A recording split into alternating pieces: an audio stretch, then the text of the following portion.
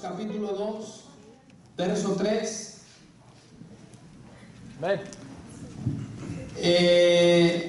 Mi hermano Omar tiene como tema la paciencia de Dios y el corazón no arrepentido. Eso es lo que vamos a mirar hoy. La paciencia de Dios y el corazón no arrepentido. Gloria a Dios. Vamos a estar hablando acerca de la paciencia de Dios. Yo doy gracias a Dios porque Dios no es como el hombre. Dios no es como el ser humano, ¿verdad? Gloria a Dios. La carta del apóstol Pablo a los Romanos, capítulo 2, verso 3 al 5, hermano. Ese es el título, hermano, del mensaje de esta tarde, de este día sábado: la paciencia de Dios y el corazón no arrepentido. ¿Estamos ahí, iglesia? Gloria a Dios. Leemos, hermano, las Sagradas Escrituras en Romanos, capítulo 2, verso 3. Lo hacemos reverenciando y honrando a nuestro Dios y Padre, a Jesucristo el Hijo y al Espíritu Santo de Dios. Amén. Dice el verso 3, hermano, a manera de preguntas: ¿y piensas esto, oh hombre, tú que juzgas a los que tal hacen y haces lo mismo, que tú escaparás del juicio de Dios? Verso 4, y aquí es donde me quiero enfocar. Dice: ¿o menosprecias las riquezas de su benignidad, paciencia y longanimidad, ignorando que su benignidad te guía al arrepentimiento? Verso 5: pero por tu dureza y por tu corazón no arrepentido, atesoras para ti mismo ira, para el día de la ira y de la revelación del justo juicio de Dios, hermano. Hasta ahí. Gloria a Dios. Vamos a orar. Padre, en el nombre de Jesús, amado Dios, te quiero dar las gracias, Señor, en este día sábado, por la vida que tú nos das, por la oportunidad y el privilegio, Señor, porque es un privilegio poder leer, poder predicar y poder escuchar el bendito consejo de tu palabra, que es santa, de tu palabra que es viva, que es eficaz y que es más cortante que cualquier espada de dos filos, Señor. Ya que esta palabra tiene el poder para penetrar, de partir, Señor, el alma, el espíritu, y de penetrar, Señor, hasta lo más profundo y lo más íntimo de nuestro ser, Dios mío. Te doy la gracia, Señor, por la oportunidad que tú me das en tu misericordia de compartir esta palabra a los que están aquí reunidos. Te pedimos, Señor, que con la ayuda de tu Santo Espíritu pueda ser expuesta, que podamos, Señor, tener un corazón que sea buena tierra, dispuesto para recibir lo que tu palabra nos habla y nos enseña, y que podamos ser bendecidos por el consejo de la Biblia, Señor. Sobre todo, Padre, que tu nombre sea glorificado en todo tiempo y que tú seas reconocido, amado Dios, ahora y siempre y por los siglos de los siglos. Amén y amén. Gracias, Dios. Gloria a Dios. Tome su asiento, por favor. Tome su asiento. Amén. Entonces estamos en Romanos capítulo 2, verso 3 al 5. Amén. Y yo le quiero pedir, hermano, que ponga especial atención a lo que la bendita palabra de Dios nos va a hablar, hermano. Amén.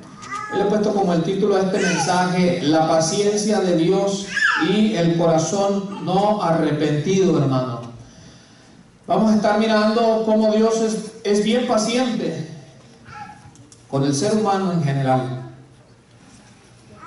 Y yo le doy gracias a Dios, como lo decía hace unos instantes, le doy gracias a Dios porque Dios no es como el ser humano.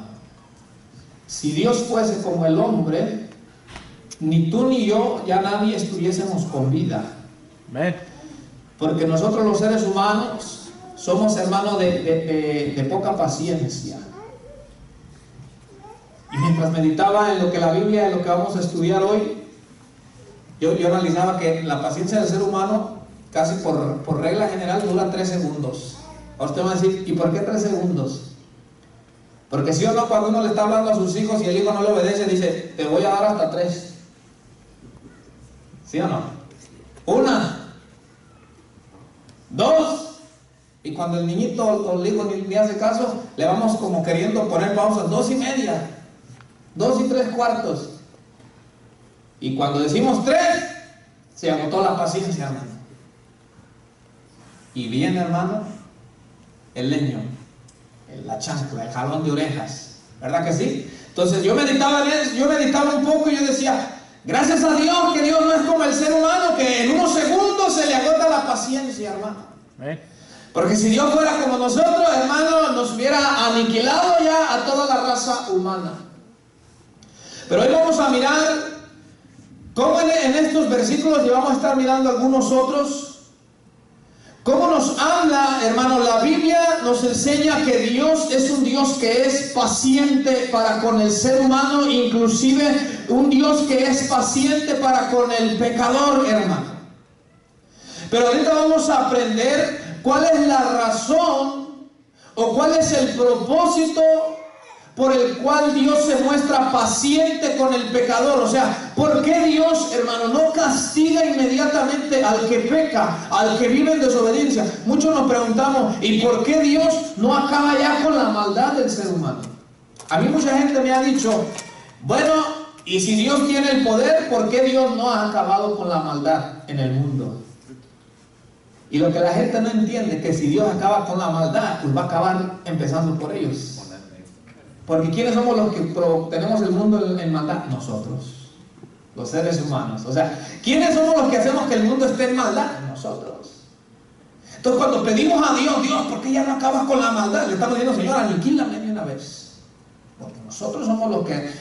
¿quién es el que comete asesinato, secuestro, violación, robo, fraude? Todo eso, ¿quién es? El ser humano.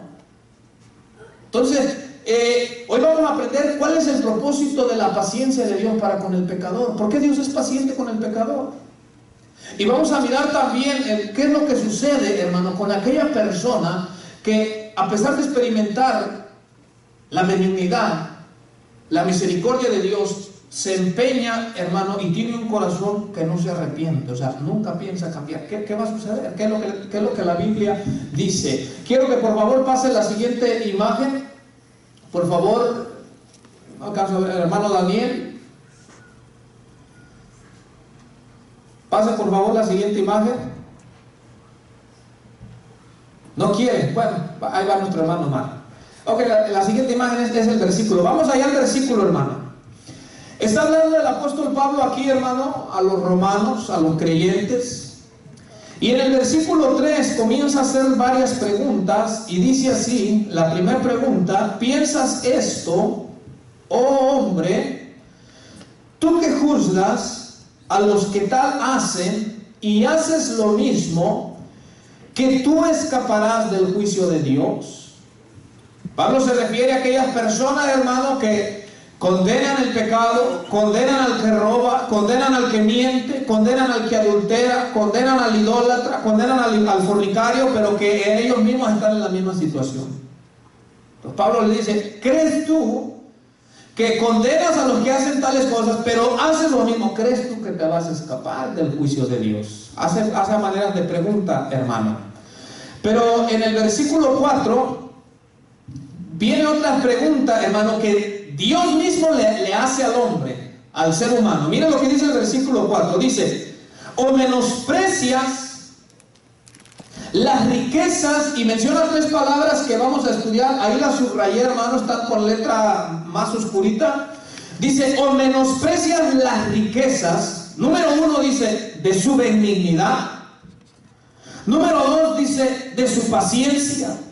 Y número 3 dice, y longanimidad, ignorando que su benignidad te guía al arrepentimiento. Vemos que aquí Pablo, inspirado por el Espíritu Santo, se dirige al ser humano y le dice al ser humano, ¿acaso tú menosprecias? La palabra menospreciar, hermano, significa darle poco valor a algo. Cuando tú no le das el valor que merece tal cosa, hermano, o tal persona. Eso es menospreciar, darle el poco valor. Entonces Pablo está diciéndole al ser humano, dice, ¿acaso tú te atreves a menospreciar, a darle poco valor, dice, a las riquezas de su benignidad, paciencia y longanimidad, ignorando que su benignidad te guía al arrepentimiento? Pero por tu dureza, mira lo que dice después, y por tu corazón no arrepentido, atesoras para ti mismo ira para el día de la ira y de la revelación del justo juicio de Dios. Pase la siguiente imagen, por favor, hermano Daniel. Aquí están las tres palabras, hermano, que Pablo menciona. Aquí están las tres palabras: benignidad, paciencia y longanimidad, hermano. Aquí están estas tres palabras, hermano. Dios ha sido benigno, es paciente, y todos hemos experimentado, hermano, la longanimidad de Dios. Amén. Y ahorita lo vamos a ver. ¿Qué es la benignidad? Ahí está el significado de la palabra benignidad, hermano. La benignidad es una disposición benigna del corazón. Algo que comienza aquí, hermano. Cuando estás es una disposición benigna, o sea, buena de aquí adentro. Pero mira, la benignidad y la bondad no son lo mismo. Por eso, allá en Gálatas, cuando nos habla de los frutos del Espíritu, nos dice que está la bondad y la benignidad, dos diferentes, ¿sí o no? La bondad significa algo que es bueno. Pero la benignidad es la bondad en acción. Quiero que aprenda esto, hermano. Benignidad significa bondad en acción. Yo puedo ser bueno en el sentido de no hacerle mal a nadie, pero puede que no sea benigno, porque la benignidad es la bondad en acción, hermano. Por eso dice ahí después, una benignidad que se expresa en actuaciones concretas. O sea, el que es benigno muestra esa bondad que hay en esa disposición buena de su corazón, la muestra con sus acciones, hermano, para con los demás. Esa es la benignidad. Lucas capítulo 6 verso 35 nos dice que Dios es benigno para con todos, aún para con los ingratos y los malos, hermano. Así lo dice la Biblia. Vamos a ir, Lucas capítulo 6 verso 35, hermano. Cuando usted esté ahí, dígame amén, por favor. Entonces, ¿qué es la benignidad? Es la bondad en acción. No es solamente, hermano, de decir, ese es muy bueno porque no le hace mal a nadie. No, es demostrar esa bondad con acciones concretas, hermano. Amén. ¿Tú te imaginas que Dios solamente hubiera dicho, yo soy muy bueno, y nos hubiera dejado en la miseria en la que nos encontrábamos los seres humanos? Y solamente que Dios hubiera dicho, alábenme porque yo soy muy bueno, y nos hubiera dejado en la necesidad, en la miseria del pecado, hermano. Pero Dios ha sido benigno, porque demostró con acciones concretas que Él es bueno. Él nos ha bendecido, Él ha sido bueno con los seres humanos, hermano. Él nos ha dado muchas cosas que no nos merecíamos tú y yo, pero Él es benigno para con nosotros, hermano. Lucas 6:35, mira lo que dice Jesús, son palabras de Cristo Jesús. Amén. Dice, amad pues a vuestros enemigos. ¿Cuántos aman a sus enemigos? Dios. Algunos dicen, donde yo lo vea lo desgreño, o la desgreño si es mujer. Ojalá y que no se me cruce en mi camino. Entonces está hablando Jesús y dice, amad pues a vuestros enemigos y haced bien y prestad, no esperando de ello nada, y será vuestro galardón grande, y seréis hijos del Altísimo, porque Él es benigno. Ahí está la palabra benigno, ¿verdad que sí? Dice, porque Él es benigno, ¿para con quién? ¿Con quién es benigno, hermano? Para con los ingratos y malos, hermano. Palabra de Jesucristo. Dios es bueno, hermano. Aún con el ingrato. El ingrato cuando está enfermo, Dios, sáname por favor. Y Dios, como es benigno, lo sana, y Dios ya sabe que ese va a ser un ingrato. No le va a agradecer. ¿Sí o no? Dios es benigno, hermano. Dios es bueno con el ser humano. Dios nos ha bendecido, nos llena el corazón de alegría, como dice allá en el libro de los Hechos. Nos da la lluvia, hermano, derrama esa lluvia para que la disfrutemos, hermano. Dios nos da nuestra familia. Dios nos ha dado nuestros hijos, hermano. Aún el que no sirve a Dios, hermano, Dios lo bendice con su familia, con una esposa, con hijos, mi amado hermano, lo bendice con salud.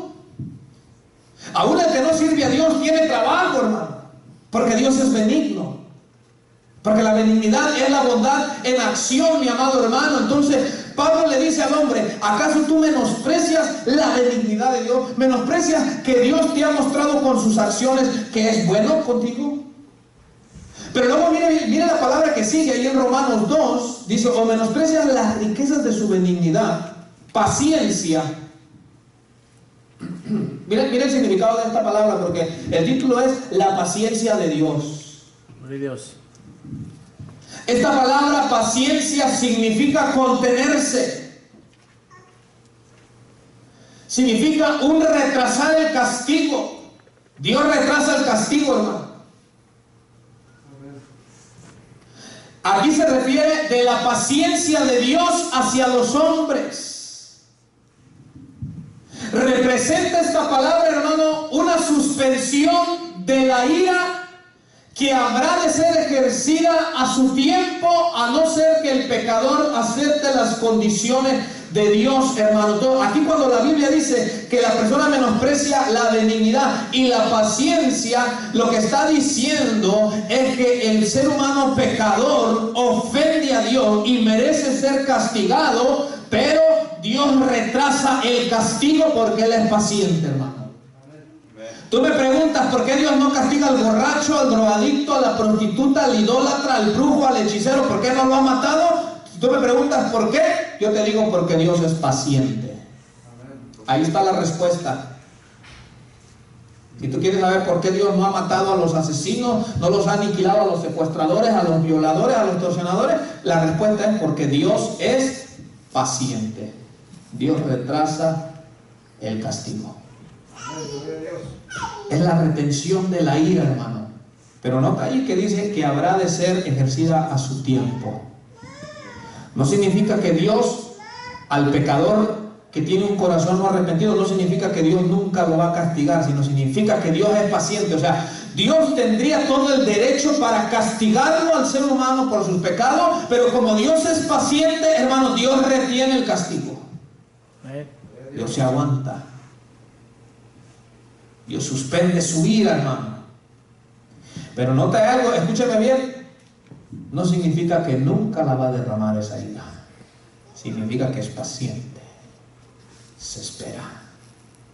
Retiene el castigo, hermano.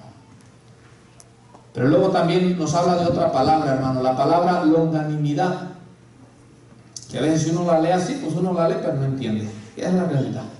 Entonces mira lo que dice: o menospreciáis las riquezas de su benignidad, paciencia y longanimidad. Esta palabra, escucha bien, su significado es largo temperamento. Está compuesta por dos palabras griegas que se traducen como largo temperamento. Largo temperamento es lo opuesto a corto temperamento. ¿Sí o no? Todos conocemos a una persona de temperamento corto. Vemos gente que decimos: a ese ni le digas nada porque es de mecha corta. Hay gente que se enciende así, hermano. Vamos a encendernos así, voy a decir, ¿verdad? Que con tantito, hermano, con fuego, hermano, que se enciende. Porque son de corto temperamento. Así. Hay personas que se miran tranquilas. Mientras tú no las ofendas, son bien tranquilas.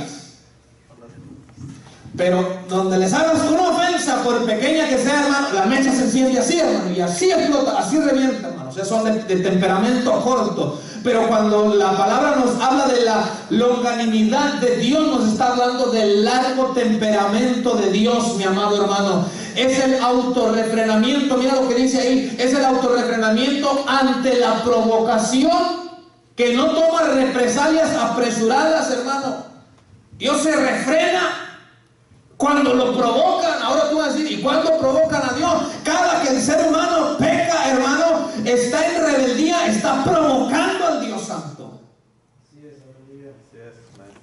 Cada que el ser humano, hermano, se embriaga, se droga, va a visitar al brujo, al hechicero, hermano, cada que practica la idolatría, cada que se arrodilla delante de una imagen, como el homosexualismo, el aborto, todos esos pecados, hermano, lo que la persona, lo que el ser humano está haciendo, está provocando al Dios Santo. Está haciendo una provocación, lo está provocando. Pero la Biblia nos habla de la longanimidad de Dios, o sea, Dios refrena, hermano. Dios refrena, hermano, ante la provocación, que no toma represalias apresuradas, hermano. O sea, cuando a Dios es provocado porque la gente peca, hermano, Dios no busca apresuradamente vengarse de esa persona, hermano. Yo no sé cuánto dan gracias a Dios por eso, hermano. Porque si Dios, hermano, se vengase de nosotros, cada que tú y yo lo ofendemos, cuando la persona ha fornicado, ha adulterado, ha practicado la idolatría o tanta cosa, si Dios se vengara así apresuradamente, tú y yo ya no estuviésemos vivos.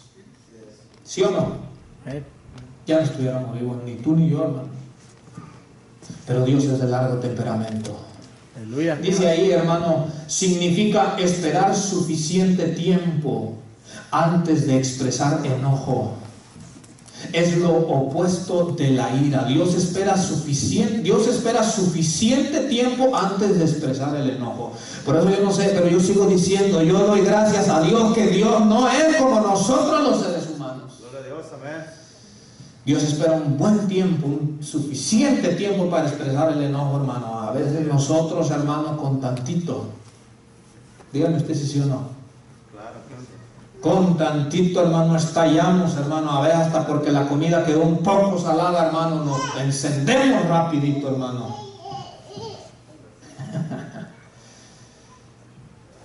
Que se quemó un poquito el arroz, los frijoles, rapidito se enciende el ser humano. Nos encendemos con el de enfrente porque cuando el semáforo se puso en verde y el de enfrente no avanzó rápido, hermano, rápido nos enojamos y le empezamos a pitar. Pero yo no sé si aquí hablamos de eso, ¿verdad? Pero la longanimidad de Dios nos habla de su largo temperamento, hermano. Es lo opuesto de la ira. Mira lo que dice Joel, capítulo 2, versículo 13. Te lo quiero leer, mi amado hermano. Joel, el libro del profeta Joel, hermano, capítulo 2 y versículo 13. Mira lo que dice la bendita palabra de Dios. Joel 2, 13. Y si usted lo encuentra, por favor, dígame amén, para que juntos leamos la palabra del Señor. Amén. Entonces Dios es benigno. Los seres humanos hemos experimentado la benignidad de Dios, la paciencia de Dios, la longanimidad de Dios, de que Dios, hermano, es de temperamento largo. Dios espera un tiempo suficiente antes de expresar su enojo. No estoy diciendo que no se siente molesto, hermano, cuando el hombre peca. Sí se siente molesto, pero Él refrena, hermano, ese enojo que Él siente, Él lo refrena. Él se espera el tiempo suficiente, hermano. Joel capítulo 2, verso 13, ¿estamos ahí? Amén.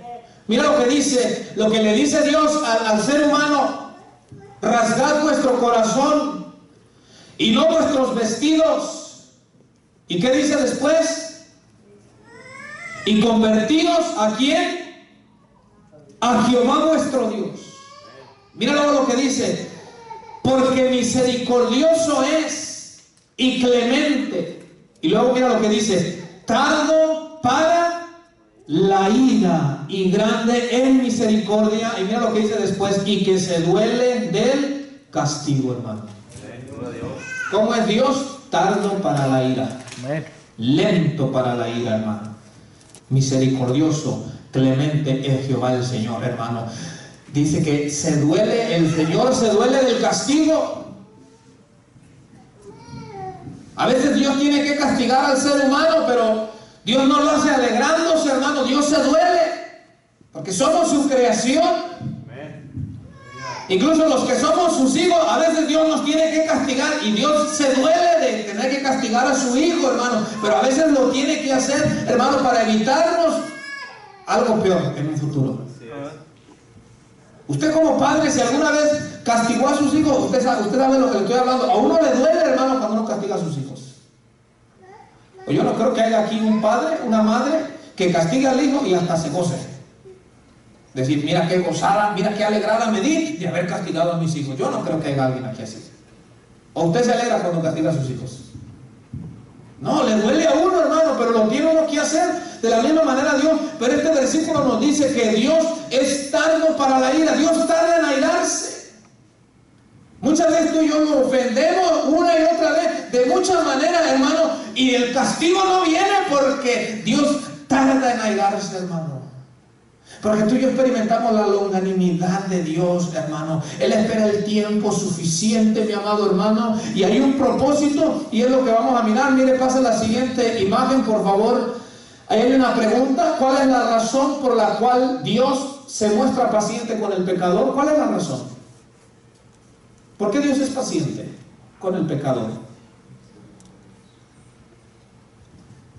Ahí en el mismo versículo 4 que estamos leyendo, pero en la última parte del versículo nos dice por qué Dios es paciente, hermano. Ahí lo remarqué con letras más oscuras. ¿Cuál es la razón por la cual Dios se muestra paciente con el pecador? ¿Por qué? ¿Por qué Dios no aniquila al violador, al secuestrador, al sicario, al brujo, al idólatra, al hechicero, al adúltero, al fornicario? ¿Por qué Dios, hermano, se muestra paciente con el ser humano pecador? Ahí está la respuesta. Mire, leamos una vez más el versículo. Dice: o menosprecias las riquezas de su benignidad, paciencia y longanimidad.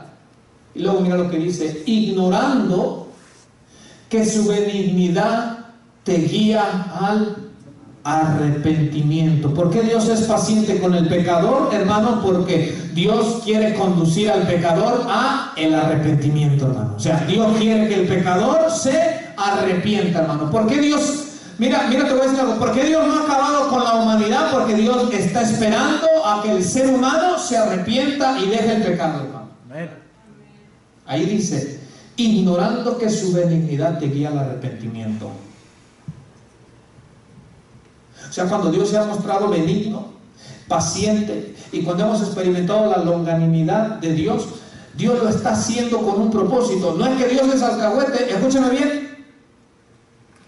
Dios no es un alcahuete, hermano.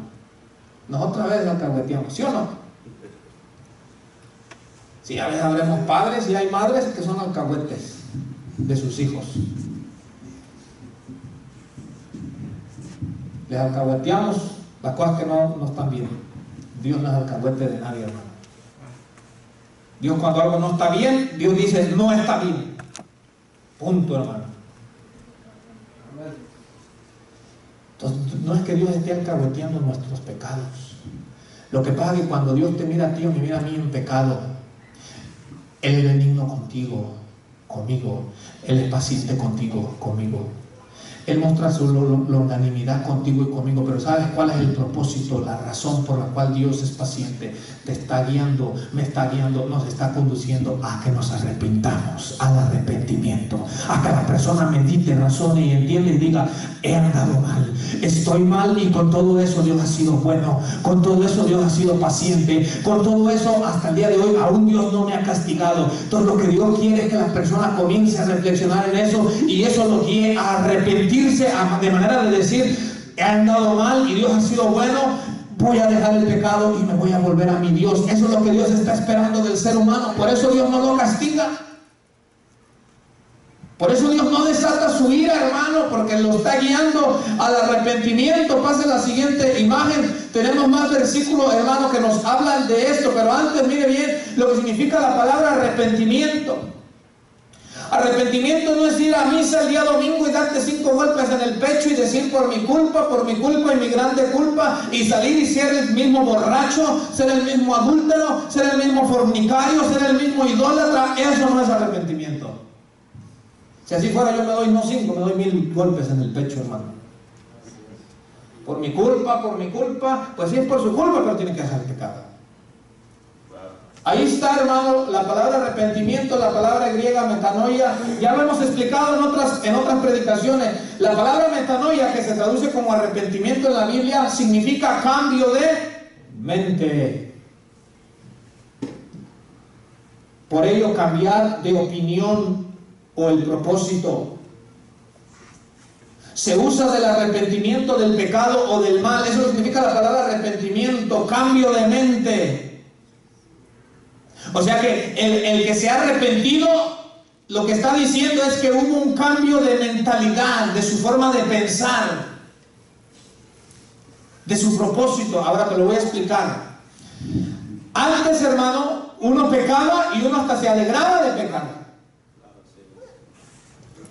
Uno se drogaba, se emborrachaba y uno se alegraba con los amigos y decía: yo ayer me tomé tantas, decía. Y el otro sacaba más el pecho y decía: eso fue poquito, yo me tomé muchísima más que tú.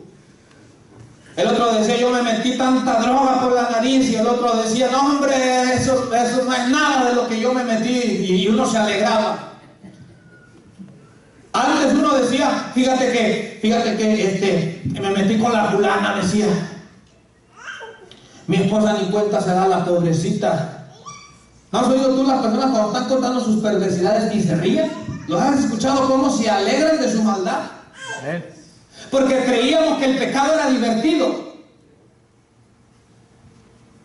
Por ejemplo, otro tipo de mentalidad antes del arrepentimiento es que la persona cree que peca, pero que Dios se lo va a llevar al cielo porque Dios es bueno. ¿Sí o no? Por ejemplo, allá en México, todas las personas que se mueren en México van para estar en la gloria del Señor. Fulanito de tal, Dios lo tenga en su santa gloria. ¿Qué gloria? Se murió como un sicario, hermano. Se murió tronando un cuerno de chivo y le dieron su balacera y ya lo tiene Dios en su gloria. ¿Qué gloria? Descansa en paz. ¿Qué paz va a tener esa alma, hermano, que murió sin Cristo? Muere el brujo, le hacen el novenario, ya está con el Señor. ¿Con qué Señor? Habrá que preguntar con qué Señor. ¿Está con Dios? ¿Con qué Dios? Porque la Biblia habla del Dios del que siglo, que es Satanás. Quizás con ese Dios está, si no se arrepintió. Entonces, uno cree, hermano, antes de arrepentirse, uno cree que peca, pero que Dios lo va a llevar para el cielo porque Dios es bueno. Pregúntale a la gente: cuando tú te mueres, ¿cuándo te vas a ir? Todos tienen que ir para el cielo. Porque creemos que Dios es bueno. Y nos olvidamos que Dios es verdad, Dios es bueno, pero también Dios es justo. Y al pecado Dios lo tiene que castigar. Por lo tanto, el que no se arrepiente y muere en sus pecados, lo que va a recibir, hermano, no va a ser misericordia, sino castigo, porque no se arrepintió de sus pecados. Entonces, metanoia, arrepentimiento, un cambio de mente, cambiar de opinión. Antes, por ejemplo, la persona que en verdad se arrepintió, te das cuenta por esto, mira. Antes miraba con alegría, con placer el pecado. Ahora lo mira, hermano, y aborrece eso que antes amaba. Hubo un cambio de mente. Antes se deleitaba emborrachándose, drogándose, siendo infiel, siendo mujeriego, siendo idólatra, yendo con el brujo, yendo a que le leyeran la mano, a que le tiraran las cartas. Antes se deleitaba en todo eso, hermano. Hoy hubo un cambio de mente. Hoy aborrece el adulterio, hoy aborrece la fornicación, hoy aborrece la idolatría, hoy aborrece, hermano, todo lo que tiene que ver con el reino de las tinieblas. Hubo un cambio de mentalidad que se ve traducido en su vida, en su diario vivir. Porque cuando tú cambias tu manera de pensar en tu mente, tú cambias tu manera de vivir. Tú ya no pecas porque hay temor de Dios en ti, porque hay un cambio de mente. Tú dices, ahora ya no dices: ay, yo peco y cuando me muera que me hagan mi novenario y me voy para el cielo. No, tú ya no piensas así, que hubo un cambio de mente. Tú dices: Dios es santo. No puedo hacer este pecado, porque mi Dios, tú dices, es santo. Cambiaste de mente y cambiaste tu forma de vivir, mi hermano. Ese es arrepentimiento. Cambio de propósito, cambiar de opinión o cambiar el propósito. Antes decíamos que el propósito de nuestra vida era disfrutar de los placeres. Incluso el diablo sabe cómo trabaja por medio de las canciones. Esa canción diabólica, satánica, de Living la vida loca, hermano. Y los jovencitos se emocionan. Living la vida loca, dice: pues vivamos la vida loca. Es el mensaje que le da a la mente. Ese era el propósito, disfrutar de los placeres. Cuando hay arrepentimiento, hay un cambio en tu mentalidad. Y ahora dices: ahora mi propósito es servir, vivir y agradar al Dios de los siglos. Hubo un cambio de mentalidad, hermano, en tu forma de pensar, en tu forma de vivir y en el propósito por el cual tú estás aquí en la tierra. Tú dices: ahora mi propósito es agradar a Dios. Ya no agradarme a mí mismo solamente, ahora vivo para agradar a Dios. Hubo arrepentimiento. Te digo algo, si hay alguien aquí que aún no piensa así, no se ha arrepentido. No te has arrepentido si tú crees que vives para agradarte a ti mismo. Si en tu mente no está el propósito de decir, yo vivo para agradar a Dios, yo vivo para Él de hoy en adelante. Si al pecado lo sigues viendo como algo que lo puedes hacer de vez en cuando, que al cabo Dios es bueno, no te has arrepentido. El Hijo de Dios, escucha bien, el verdadero Hijo de Dios, la verdadera hija de Dios, aborrece el pecado.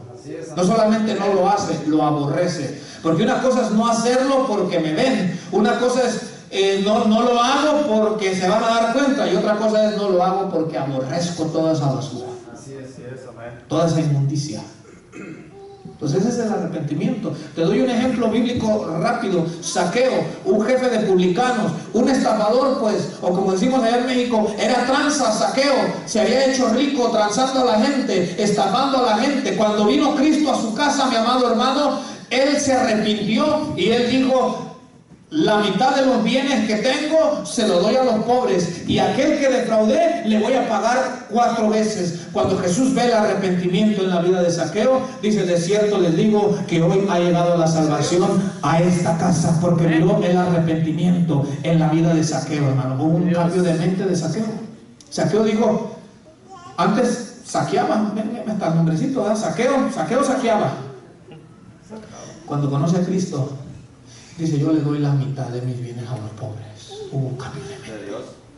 Y dijo: y aquel que defraudé se lo voy a regresar 4 veces. Cambió su forma de pensar. Y se tradujo en su forma de vivir. Cuando tu manera de pensar cambia, se tiene que ver traducido en tu forma de vivir. Si en tu forma de vivir no se ha traducido, no te has arrepentido. No nos hemos arrepentido, hermano. Eso es el arrepentimiento. Pase la otra imagen, por favor. Segunda de Pedro, hermano. Dios no nos ha castigado a ti y a mí. No lo ha hecho. ¿Por qué? Está esperando que te arrepientas, que dejes el pecado, que dejes lo malo. Segunda de Pedro, capítulo 3, verso 3, 4 y verso 9. Ahí está, hermano. Mira lo que dice la palabra del Señor, hermano. Mira lo que dice la Biblia. Sabiendo primero esto, el Hijo de Dios tiene que saber ciertas cosas. Sabiendo primero esto, ¿qué es lo que debemos de saber? Que en los postreros días vendrán, ¿qué dice ahí? ¿Qué vendrán? Burladores. Gente que se burla. Gente que es burlista. ¿Qué van a venir? Burladores, andando según sus propias concupiscencias y diciendo: ¿dónde está la promesa de su advenimiento? Mira lo que dicen estos, mira los burlistas. Hay los burlistas que dicen: ¿y dónde está Dios? Y no, que ya viene el fin, ni pasa nada. Mira, decían que en el 2000 iba a ser el fin, y aquí estamos. Decían que en el 2012 las profecías de los mayas algo iba a pasar, y aquí estamos. ¿Sabías tú que eso que comenta la gente, el apóstol Pedro, inspirado por el Espíritu Santo, dijo que vendría gente que se iba a burlar y iba a hacer ese tipo de preguntas? Ahí dice, mira lo que dice que estos estarán diciendo: ¿dónde está la promesa de su advenimiento? Porque desde el día en que los padres durmieron, todas las cosas permanecen así como desde el principio de la creación. Mira, estos burladores dicen: todo sigue igual como desde que todo el mundo fue creado. No ha cambiado nada. ¿De qué Dios? ¿Cuál que viene la ira? ¿Cuál que viene el castigo de parte? No va a pasar nada, hombre. Vivamos. Estos burladores, eso es lo que hablan, hermano. Y si hay alguien aquí que opina así, a ti se está refiriendo la Biblia. Un burlador, alguien que se burla. Pero mira luego lo que dice después, hermano: el Señor no retarda su promesa, según algunos la tienen por tardanza. Luego ahí están letras más oscuras hasta abajo, dice: sino que es, ¿qué es el Señor, hermano? Paciente. Es paciente, retiene el castigo, soporta, aguanta las provocaciones de nosotros cuando pecamos. No nos castiga, Él es paciente, Él se espera. Nosotros lo provocamos cada vez que pecamos y Él es paciente. Pero ¿por qué es paciente? Dice, sino que es paciente para con nosotros. Mira lo que dice después: no queriendo que ninguno perezca, o sea, que ninguno se pierda, dice, sino que todos procedan ¿a qué cosa? Al arrepentimiento. ¿Qué es lo que Dios quiere? Que todos procedan al arrepentimiento, mi amado hermano. Él es paciente con todos nosotros. Él no quiere que nadie perezca. Dios no quiere que nadie se pierda. Y aquí en este versículo, hermano, yo no sé qué explicación puede dar la Iglesia Bautista cuando ellos dicen que Cristo solo murió por un grupo de elegidos y no por todos. Aquí dice que Dios quiere que todos se arrepientan. Dios no dice que solamente un grupo selecto de escogidos, no. Aquí dice que Dios quiere que todos se arrepientan. Ahora, no todos se arrepienten, pero esa no es culpa de Dios. Pero la voluntad de Dios es que todos se arrepientan. O sea, lo que Dios quiere es que todas las personas se arrepientan, hermano. Él es paciente. Veamos otra imagen, por favor, hermano Daniel. Segunda de Pedro 3:15. Ahí está subrayado, miren, letras más oscuras. Y tener entendido, o sea, la Biblia nos dice, y entiendan que la paciencia de nuestro Señor es ¿para qué? Para salvación. Dios es paciente contigo y conmigo, ¿sabes por qué? Quiere que tú seas salvo, quiere que yo sea salvo, quiere que tu alma, que tú cuando mueras y tu cuerpo sea sepultado y sea enterrado, Dios quiere que tu alma sea salva, Dios quiere que tu alma se vaya a la eternidad con Él. Por eso ha sido paciente, por eso cuando nos miró en el pecado no desató su ira en el instante, porque la Biblia dice ahí que debemos de entender que su paciencia es para salvación. Él se espera, Él contuvo el castigo que merecíamos porque dice, yo quiero que tu alma sea salva. Gloria a Dios, amén. Dios dice, yo no quiero que si tú te mueres, tu alma se vaya a condenar en el infierno. Por eso Dios es paciente. Gloria a Dios. Ahí está el propósito. Entonces, si usted me pregunta por qué Dios no le ha puesto fin a la maldad, eso no, porque Dios es paciente, hermano. Porque Dios está esperando que el borracho se arrepienta, que el drogadicto, que la prostituta, que el idólatra. Así como un día tú y yo estábamos en todos esos pecados, hermano, y tú y yo ahora somos salvos porque Dios fue paciente con nosotros, hermano. Porque mientras nos encontrábamos en el alcohol, en la droga, en la idolatría, hermano, en cuanta cosa el diablo ha aventado en este mundo, mientras nos encontrábamos ahí, Dios no nos trajo el juicio del castigo, hermano. Dios fue paciente con nosotros. Yo no sé cuánto dan gracias a Dios. Dios fue paciente, hermano. Por eso estamos aquí. Hoy estamos aquí por la paciencia de Dios para con nosotros, hermano. Yo me alegro, yo no sé tú, yo me alegro. Yo estoy aquí por la paciencia de Dios. Dios fue paciente conmigo, hermano. Dios esperó y me miró, hermano, embarrado en la basura, hermano, pero Dios esperó, Dios fue paciente. Y yo sé que también te miró a ti. ¿En qué cosas? No lo sé, ni me lo platiques. Pero Dios fue paciente. Aleluya. Y por eso hoy estamos aquí. Aleluya. Amén. Pasa otro pasaje, por favor, hermano Daniel. Ezequiel 33:11. Dios no quiere que el pecador se muera en su pecado. Dios no quiere que el borracho se muera como un borracho. Dios no quiere que el drogadicto se muera como un drogadicto. Dios no quiere que el idólatra se muera siendo idólatra. Dios no quiere que el brujo se muera sirviéndole al maligno. Dios no quiere eso. Dios no quiere que el fornicario se muera en la fornicación. Por eso yo le aconsejo, hermano, antes de entrar en una relación, cásese mejor. Para los que están solteros y solteras. Cásese antes de hacer algo indebido, mejor cásese. Así lo dice Pablo, hermano. Porque mejor es casarse que estarse quemando. Los solteros no se estén quemando, mejor doblen sus rodillas y díganle, Señor, dame mi esposa. O si es mujer, Señor, dame mi esposo. Para que no se esté quemando y haga las cosas bien delante del Señor. Dios no quiere que el fornicario muera en fornicación. Dios no quiere que el adúltero muera en su adulterio, hermano. Gloria a Dios. Dios no quiere eso.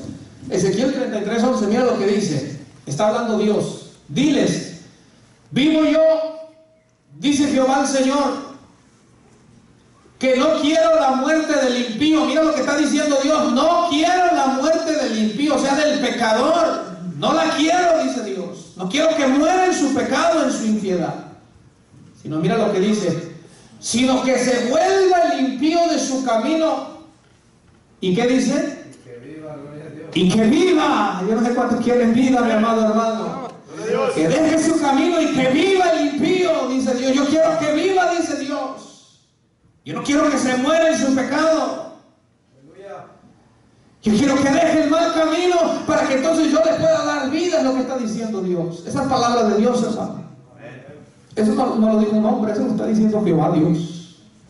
Y que viva. Y luego mira lo que le dice Dios al ser humano: volveos, vuélvanse de vuestros malos caminos. ¿Por qué moriréis, oh casa de Israel? Vuélvanse, dice.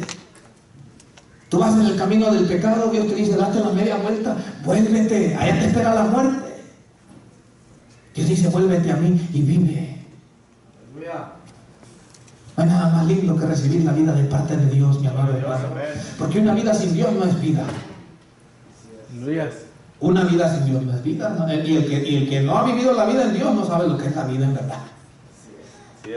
Esa es la realidad.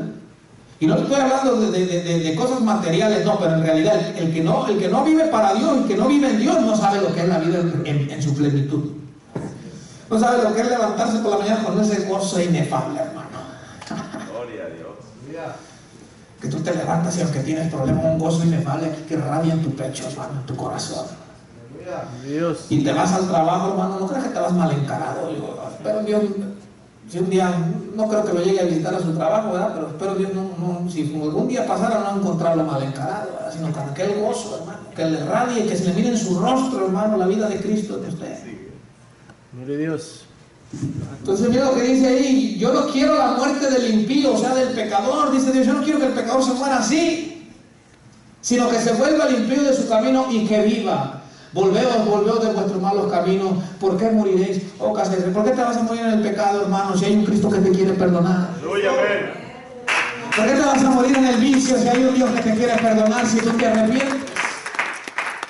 ¿Por qué se ha de condenar tu alma en el tormento si hay un Dios que te ofrece vida eterna, salvación?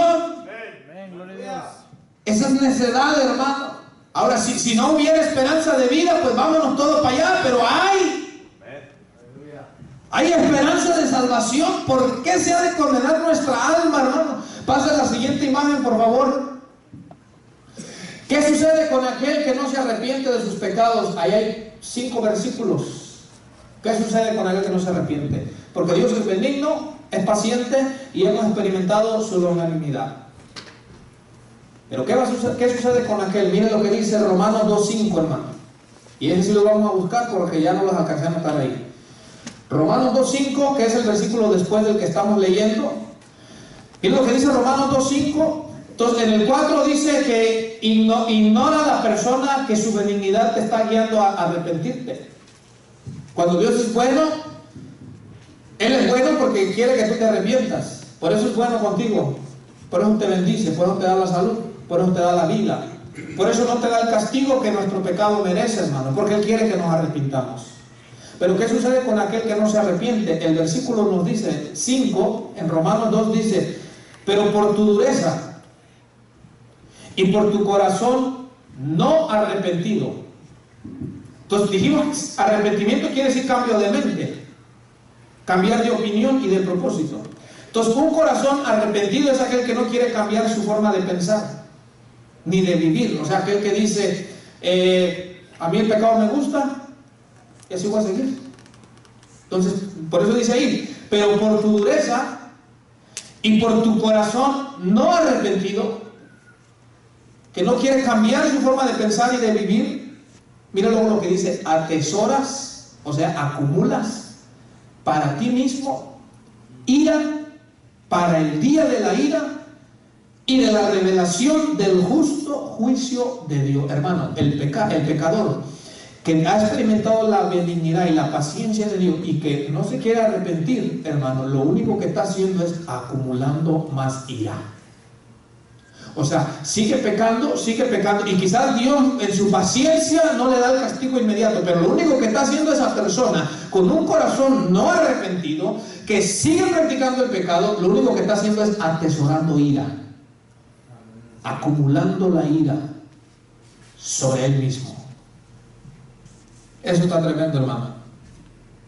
Acumular, ir acumulando. Entonces, el que peca y peca la semana que viene y peca el día que viene, y Dios es paciente, y Dios no lo mata, hermano, Dios no lo aniquila, pero lo único que está haciendo esa persona es acumular ira.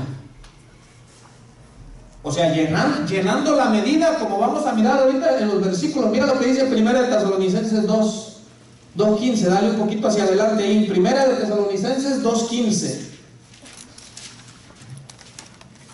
Hay quienes están llenando la medida, hermano, con sus pecados. Van acumulando, van atesorando. Escúcheme bien, hasta que llega el punto que ya no hay más paciencia. Ahora es ira lo que experimentan. Porque llenan la medida, hermano, como un vaso que se llena y llega hasta el borde. 1 de Tesalonicenses 2:15, hermano. Gloria a Dios. ¿Estamos ahí? Aquí Pablo está hablando de los judíos, pero también esta palabra nos habla a nosotros. Mira lo que dice 1 de Tesalonicenses 2:15. Los cuales mataron al Señor Jesús y a sus propios profetas, y a nosotros nos expulsaron, y no agradan a Dios, y se oponen a todos los hombres, impidiéndonos hablar a los gentiles para que estos se salven. Mira lo que dice después. Así colman ellos siempre la medida de sus pecados, pues vino sobre ellos la ira hasta el extremo. Mira lo que dice esta palabra, que los judíos colmaron la medida de sus pecados. Esta palabra colmar significa llenar hasta el borde. Por eso, ¿ha escuchado usted las expresiones humanas como cuando dice uno, me agotaste la paciencia? O sea, quiere decir que es como un vaso que se va llenando, hasta que dice la persona, llegó al borde y viene el castigo, hermano. Así es lo que está diciendo la palabra de Dios aquí acerca de los judíos, que ellos con sus pecados, hermano, colmaron, llenaron hasta el borde la medida de sus pecados. O sea, Dios fue paciente, pero llegó un punto en que la medida la llenaron, hermano, y lo que vino fue ira sobre ellos. Todos sabemos en el año 70 después de Cristo, todos sabemos, hermano, cómo vino la destrucción de la nación judía por medio del Imperio Romano. Todos lo sabemos, hermano. La ira de Dios se desató sobre esa nación, porque ellos mismos pidieron que se crucificara a Cristo. En el año 70 después de Cristo, esta nación fue destruida, el templo fue destruido y fueron, hermano, expulsados todos de ahí. Escucha bien, duraron casi 2000 años los judíos errantes. Y muchos dicen a veces, pobrecitos de los pueblos judíos. Sí, hasta cierto punto pobrecitos, pero no nos ponemos a pensar, hermano, que ellos colmaron la medida de sus pecados. ¿Te recuerdas cuando Pilato quería soltar a Jesús? Los judíos dicen que decían que la sangre de ese hombre caiga sobre nosotros y sobre nuestros hijos. Mira lo que ellos decían. Y así sucedió, hermano. Mateo 23:32, hermano, cuando Jesús se refiere a los fariseos, les dice, y ustedes colman la medida de sus padres, como diciéndoles, ustedes están llegando hasta el tope. Mateo 23:32, lo voy a leer rápidamente. Mateo 23:32 dice así. Está hablando Jesús a los fariseos, a los líderes religiosos de su época, y les habló de esta manera y les dijo, vosotros también llenad la medida de vuestros padres, hermano. O sea, que ellos estaban atesorando, pues también acumulando, hermano, llenando esa medida de sus pecados, hermano. Es lo que le digo a Jesús. Apocalipsis 6:15 nos habla de la ira que se ha de derramar, hermano, y dice que la gente va a pedir morirse. Apocalipsis 6:15, mira lo que dice, hermano. Los hombres se esconderán, desearán la muerte, y la Biblia dice que en esos días la muerte se esconderá de ellos. Apocalipsis 6:15, mira lo que dice. Y los reyes de la tierra y los grandes, los ricos, los capitanes, los poderosos, y todo siervo y todo libre, se escondieron en las cuevas y entre las peñas de los montes, y decían a los montes y a las peñas, caed sobre nosotros y escondernos del rostro de aquel que está sentado sobre el trono y de la ira del Cordero. Mira lo que dice el verso 17. Porque el gran día de su ira ha llegado, y ¿quién podrá sostenerse en pie? Yo pregunto, ¿quién se va a poder sostener en pie cuando la ira de Dios se derrame, hermano?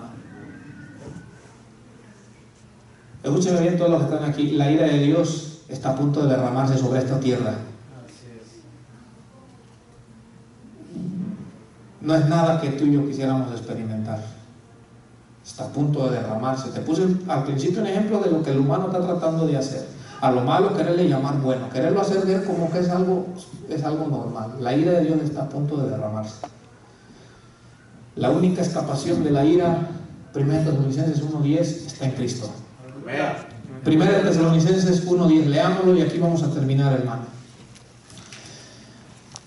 Hermano, pero yo practico tal religión. La religión no te va a salvar de la ira. Pero yo doy limosna. Dar limosna no te va a salvar de la ira.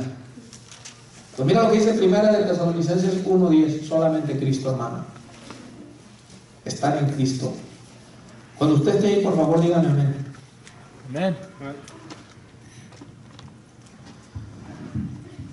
Solamente Cristo nos salva de la ira que ha de venir.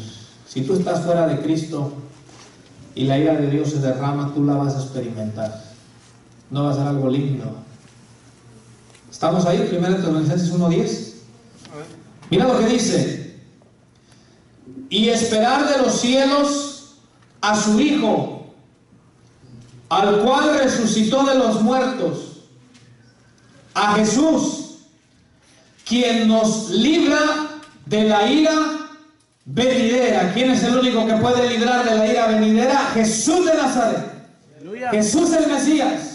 Jesús el ungido de Jehová, mi amado hermano. Jesús el Cristo, mi amado hermano. Él es el único que puede librar de la ira que está a punto de derramarse sobre esta tierra. Jesús de Nazaret, hermano. Solamente en Cristo. Solamente el que está en Cristo.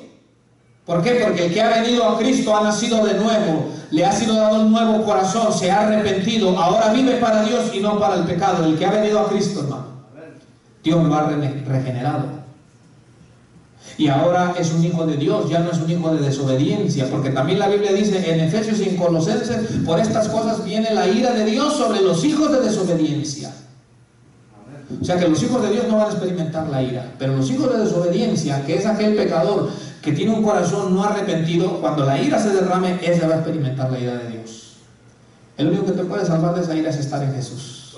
Es que le entregues tu vida a Jesús, que vivas para Jesús, que le obedezcas a Jesús, que permitas que Él haga lo que Él quiera hacer en tu vida, los cambios que Él quiera hacer, sin oponer resistencia y decir, no, en esa área, Jesús, no me toques.